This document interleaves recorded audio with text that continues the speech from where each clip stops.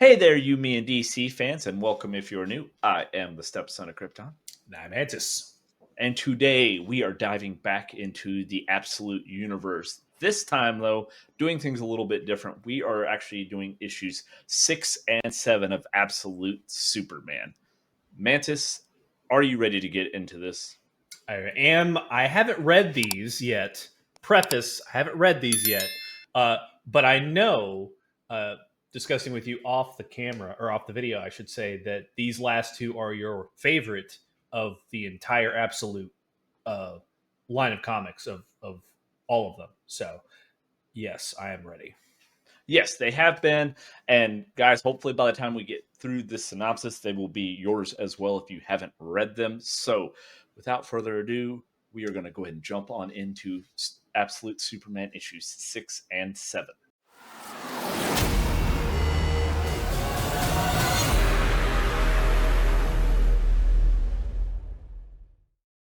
Hey, you, me, and DC fans, quick interruption here. While doing the editing, I noticed this video was running extremely long. I don't want to put you guys through a super long video, so we are going to break it up into two parts. We will have both parts 1 and 2 releasing at the same time, and as soon as part 1's over, you will be able to click right over to part 2 with no intros, no anything. It'll just jump on into the next video, guys. All right, let's get into issue 6. All right, guys. So, we are jumping into issue 6 and 7 of Absolute Superman. Now, with the other part of the Absolute series, when we think about what it initially started with Absolute Batman, Superman, and Wonder Woman, they did 5 run issues, and then their next several issues they've got coming out, and with a video we'll have coming out in a few days of the Absolute Batmans and the Absolute Wonder Womans, they started a new little mini series after issue 5 where Superman is just continuing to go on, right? It's just a continuous comic. The storyline, it's not breaking up into little mini series. So issue 6, ironically, starts 6 years ago, where we see Cal, and Krypton has just exploded. He's in the spaceship. He is, we're a couple days in, and he's kind of freaked out. He doesn't know what's going on. Now, the other interesting thing I think to note here when we look into it, and Soul, his suit / ship, is talking to him, is that the Kryptonians don't know about the outside universe, right? They only know of their planet, or so it seems, because Soul's telling him that they don't know what's out there. Where it's a kind of different, we've seen in the other iterations of the more current iterations of Superman, is that the Kryptonians are a very, very advanced race that has explored the galaxy and the universe, and they have all this knowledge. Where here they're just kind of floating out there, and they're kind of floating off on their own. And we see Cal, and he's just kind of floating there, and he's kind of replaying the incidents. Obviously his parents have died, and we see some time elapse, right? So we go from a couple 8 days to weeks to months, to where we finally end up as we're at 17 months and 14 days. I would like to point out 2 things here. One, unlike the origin stories of like literally every other Superman, he is kind of a young adult here. He's not a baby at all. He is fully cognizant, knows what's going on, is trying to process all of this shit that just happened. Maybe you're struggling to find meaning in any of this. Like by himself. His whole race is gone, right? And then he, like you said, he's got to sit through this not in cryostasis or anything like that, in a little ship for 17 months, 14 days, with only his fucking AI to talk to. It's. Could you imagine being trapped out in space for 17 months and 14 days with like Siri to talk to? I don't like being in a car longer than 3 hours, dude. Like with other humans. Like, I couldn't imagine that. Like I am of the same vein that, but he is flying through his ship. Yes, he is old enough. I mean, he was in school, like in grade school. He's old enough to process what's going on. He's old enough to feel all of these emotions, and you have nothing else. Like, it's not like he's got TV. He doesn't have a Switch he's playing out there. And what he's kind of starting to realize is it's getting bleak, right? Because again, they haven't explored the universe, so he doesn't know what's out there, and there's no other planets around that sustain life until they come up to a yellow star. Now, I'm only say this one fucking time. I'm not gonna bring it up again. You know how I feel about when they say yellow stars because Yeah. our sun's not Yeah. yellow, but they do that. It exactly says yellow. However, the interesting part of that is we see them go and they see the yellow star, and he's like, oh, there is like basically Cal starts burning up, right? And the heat starts rapidly rising in the ship, and he's wondering what's going on. He's wanting him to basically like he's screaming. He's wanting to basically go and just nope. I want to be done with all this. And then they find a life sustaining world detected. We then flash over and we see Jonathan and Martha, and they're out there and they're working on their farm. However, what they're working on seems to be a lot of dead crops, right? And then there's made mention of that, you know, there's some other farms up the way that are not dealing with what they're dealing with. They're actually getting rain. They're surviving, whereas they are in this kind of a drought. And we get made mention of the Lazarus Corporation, and they've already kind of alluded to in previous issues that, you know, they have the ability to kind of control the weather as far as they can make the rain come or they can, you know, make it not, kind of like they say they're doing Dubai, right? So, you know, they're dealing with all of this, and then we get to, yes, it is the Lazarus Corp. They're talking about how they're going to survive, how they're going to make it. You know, kind of the usual Jonathan and Martha stuff. How their farm's going to succeed. Boom, here comes spaceship. Kind of what we do know in the normal, you know, comics. Crash lands in the farm. We see Cal emerge. Everything looks to be on fire. He's even burning up. We know he's not reacting well to the younger star solar radiation. And we also get Soul, and Soul says basically the power cells have been depleted. He's got to power down. So now he doesn't even have Soul's protection.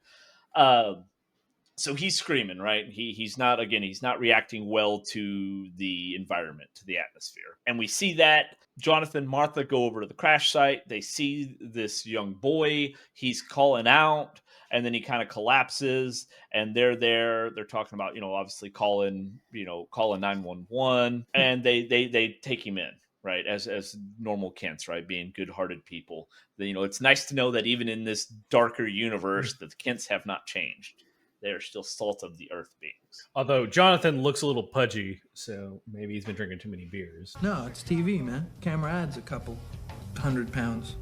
Well, you know, if you ever remember Lois and Clark's The New Adventures of Superman, that Jonathan was a bit pudgy too, right? True. You know, you're thinking like John Schneider and them that were more, you know, like, you know, he was one of the Duke Farm boys worker back in the day. Yeah, more of that. But Yeah. also we see kind of the way it looks is that maybe farming is a little more industrious now. Maybe there's some technology that could be helping them out a little more.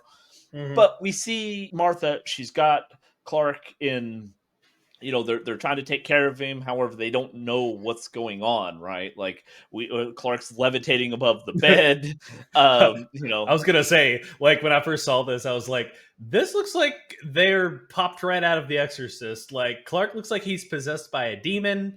His eyes start glowing. Like if I was them, I'd be like, okay, we need to call the priest ASAFP. She's like, he sleeps above the covers, 4 feet above the covers, you know, because she sleeps above her covers. 4 feet above her covers.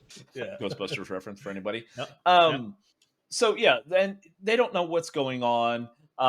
They're seeing somebody float, and then yes, he cannot control his heat vision. It's coming out in these bursts, right? And they're almost getting killed. Their place is getting destroyed. And all this is because, again, it's how the Kryptonian physiology is doing with, you know, all of this younger star solar radiation, right? And of course, Jonathan's doing the Jonathan things. Like they're struggling with, hey, you know, we can't keep him. He's putting them in, you know, at risk. And they're like, if he opens those eyes, they see the red eyes again. You know what's going to happen. And of course, no sooner than they say that, boom, he opens his eyes and he blows out a wall of their house. Then we kind of do a little flash forward. Obviously he's had some time to adapt, but we flash forward about 2 weeks.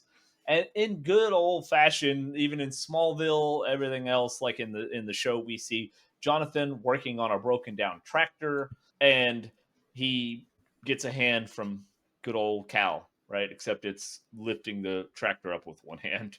And of course, Jonathan's sitting there and he's trying to explain to Cal, and they're both kind of, or at least Jonathan's talking, but they don't understand each other, right? Obviously, he's Kryptonian. He doesn't understand the Earth's language. So they're struggling with that. They're trying to thank each other, basically, but neither of them understand the other one's language. So we see Clark or Cal still holding up the tractor.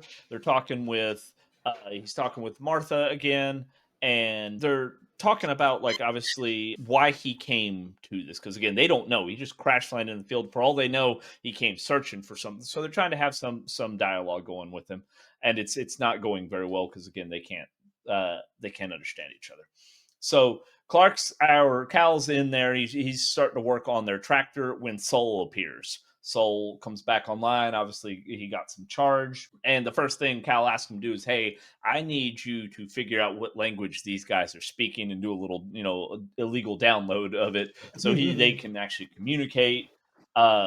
We see Soul powering up. He gets his suit back on.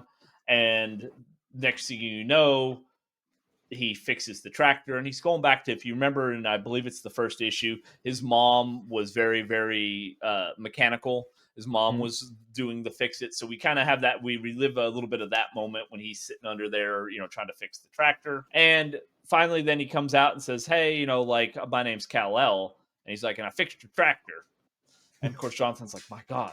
And then they're talking and they introduce themselves as the Kents, and Jonathan's like, my God. And then, that's all he can say is my God. But then Soul, tells him that he detected some remote drones appearing overhead, and he disabled them. in. Yeah, right. And as soon as he disables them, then rain starts on the Kent farm. Kind of saves them a little bit. That's what they've been needing. They definitely needed to get some rain in there for their crops. But then we go to Lazarus Corp, Homeland Security. They detected, obviously, that Cal had come, that there was a crash landing. And we flash over to the very next page. We got helicopters. We got the peacemakers.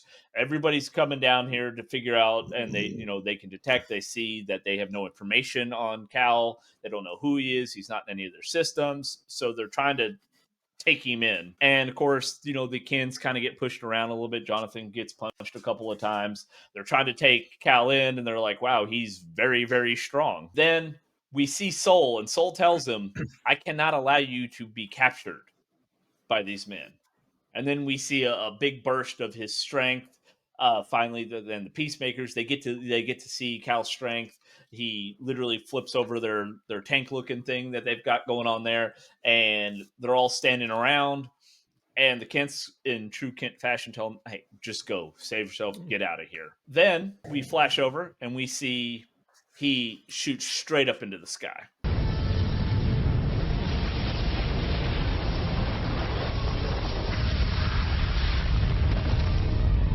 Takes off. Helicopters, yep. Yeah. The helicopters are there, like, hey, he's flying. And they're like, I repeat, he's flying and not in a plane. Like, he literally took off because he started to realize that, like, he's been out in space for 17 months. And he's been mourning what he's lost. Obviously, he lost his entire world, his parents. Now he's on this planet, and there's, he's realizing what he found too. He had these people that, just didn't even know him and took him in and were being, so loving to him, right? Treating him like basically he was their son, when other than his parents, the environment on Krypton was much more harsh. People weren't as nice. His parents were about to get arrested before everything kind of went to shit. And so he was not used to it. He realizes that what he's found here. So he takes off. Then we flash forward back to, we're still in Smallville, Kansas, but we flash forward to the nowadays, right? And we get a shot of, they're looking for Martha Kent, and we see it's a senior living facility, right? They're talking about it, and they're trying to figure out, because obviously there's some memory care is what it says, and they're like, is it Alzheimer's?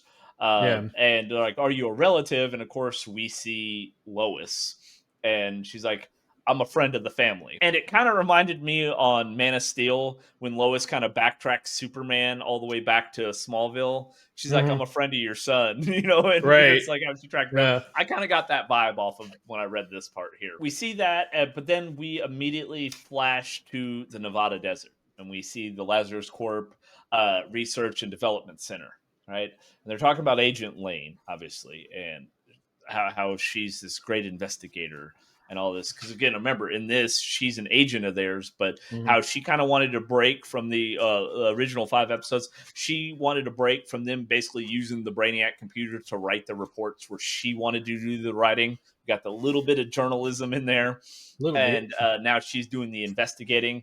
And we see, and we're getting this voiceover dialogue talking, and they're saying, "Hey, I've often doubted you, Brainiac, and not only your plan but your sanity." And so they're having this conversation. Like, okay, there's Brainiac involved. We see this, and it says we get a shot, and there's this person standing there, and it says the Lazarus Pit is deactivating. Now, we've known since issue 1 when we hear the Lazarus Corporation that anybody who's a fan of the Batman, Supermans, well, mainly Batman, it's not Mainly ever really Batman, been yeah. in Superman, but in Batman, we're like Lazarus Pit, right? It's where your mind's going to immediately go to. And we're not wrong, right? So we see a figure who we do get confirmed in the next page, but we assume is Ra's al Ghul. However, I will say this interesting thing. There's some hooded figures there, and they have the Omega symbol on them. Right? Yes, Or like the Omega Men. yeah, and they are robots, right? Like they are part of the Brainiac construct, correct? Maybe I read They that wrong. are robots. However, they are robots. As of right now, they are the Omega Men. We don't know that they have any affiliation to Brainiac. However, we do know, and what we get from this very next scene when we see, obviously, we see a pretty beefed up Ra's al Ghul coming out of the Lazarus Pit, which he's using to stay young. That he's working in tandem with Brainiac.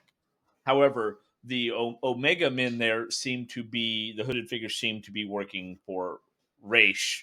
And we kind of get the idea that maybe their goals aren't as aligned as we think they are.